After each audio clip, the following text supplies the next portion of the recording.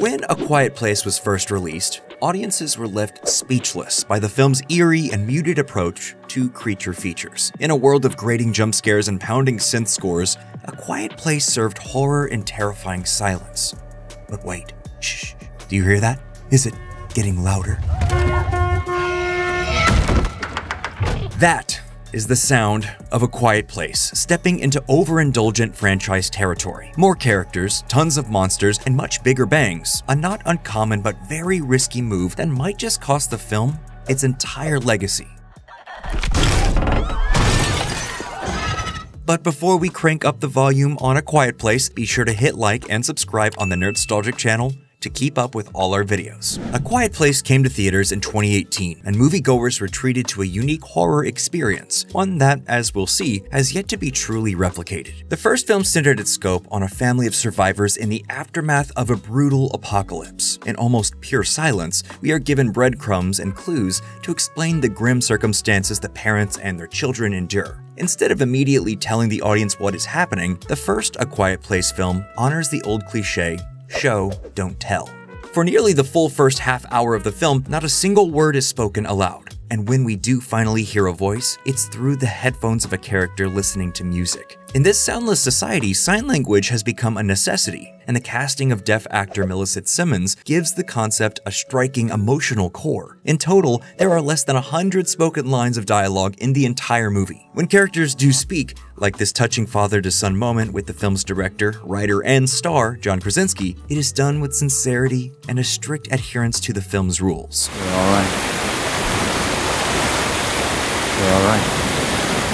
From strapping an oxygen mask on a baby in a box to stepping on rusty nails and those pesky kids will be kids moments, A Quiet Place finds shocking and inventive forms of terror, a new set of fears derived from the simple act of making noise. Eventually, the first film does show its alien invasion cards, but in its last and most exhilarating moments, A Quiet Place retains a sense of restraint. Even the creatures themselves are given an air of mystery rarely seen in modern horror. For most of its runtime, A Quiet Place's so-called death angels are barely visible, and when we do finally get an up-close and personal look at the VFX monstrosities, the design is just compelling enough to work. For all of A Quiet Place's auditory novelties and nail-biting moments, it also gave audiences a reason to care. The family dynamic between Krasinski and real-life wife Emily Blunt is powerful. When the first film ends on its heart-wrenching climax, the sense of loss is profound. With just the faintest glimmer of hope, this ending was almost as bleak as another notorious sci-fi apocalypse. But while many grief-stricken thrillers aim below the belt, A Quiet Place ultimately chose to take a high road, one that left audiences feeling empowered and ready for more post-apocalyptic fear.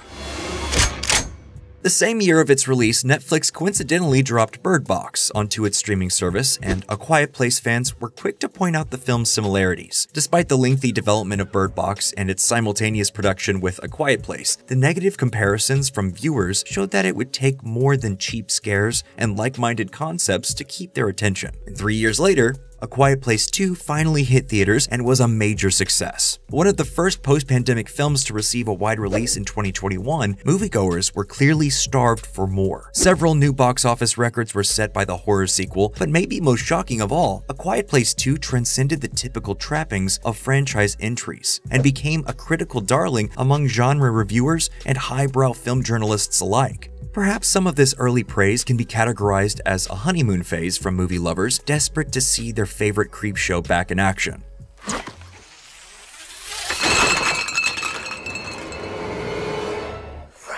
John Krasinski once again directed, wrote, and co-starred in the follow-up, but the franchise tried to leap from chilling horror to blazing action. Occasionally, genre-hopping sequels result in greatness, even if the franchise changes directors. But A Quiet Place 2 is stuck between the bombastic action movie it wants to be and the stoic baggage of its predecessor. A Quiet Place 2 also falls into several other traps common to expanding franchises. For starters, after the tearful ending to the first film, did we really need another hot, grizzled dad character? With a less secluded setting, and in the wake of ultra-popular survival horror entries like The Walking Dead, this sequel goes to great lengths to show that humanity is often the true monster. Which is all fine and good, but haven't we heard it before? So much of what made A Quiet Place work was in how little it needed to say. And while the first entry shrouded its death angels with clever lighting tricks and well-timed jumps, A Quiet Place 2 brings their flaws to the forefront.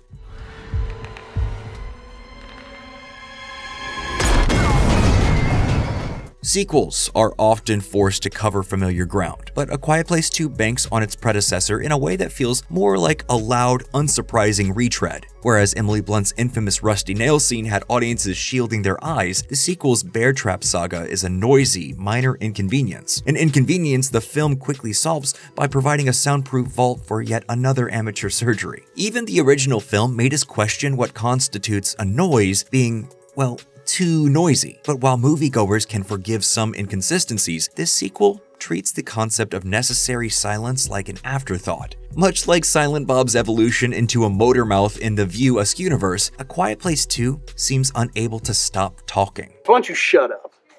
Was yapping all the time. Give me a headache. As the sequel winds down, it clearly wants viewers to embrace the idea that things don't always have to end in tragedy. But this concept once again feels like the easiest route, and it sags beneath the weight of its true finale, one that we have basically already seen in the original. Perhaps the most interesting aspect of A Quiet Place 2 is its startling opening. In the first 10 minutes, the film portrays the moments before the Death Angel invasion. These scenes are tense and fascinating to watch. It also feels like the only addition to the lore that doesn't belittle the power of the original. With such a strong opening scene, it should be no surprise that A Quiet Place is getting the prequel treatment. In June of 2024, A Quiet Place, Day 1, is set to release, and audiences will decide just how much they need to know about the start of the alien apocalypse. The problem here is less about changing direction and more about repeating what we've already seen. After the stark, terrorizing introduction of A Quiet Place 2, the need for more exposure on the pre-apocalypse event seems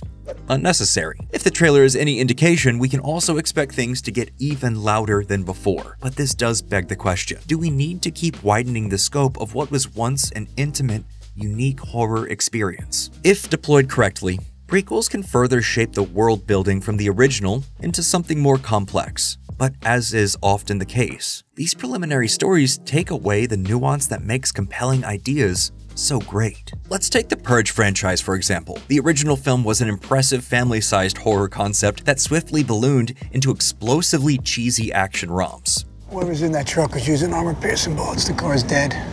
So that's it. We're stuck outside on Purge night. What are we gonna do? And by the fourth film, the original creator had handed over the reins for a prequel titled The First Purge. While the Purge prequel has its moments, the basic core that burns so bright had clearly been muddied by over-explanations and expanding inconsistencies. But hey, if A Quiet Place Day 1 isn't enough to satisfy fans, have no fear. In 2025, A Quiet Place 3 is set to release with a new script by Krasinski. Though this news is certainly exciting for some, one must consider what this threequel could possibly bring to the table. Sometimes one film is special enough. Not every successful property needs its own franchise, and maybe A Quiet Place just feels a little less special with all that noise.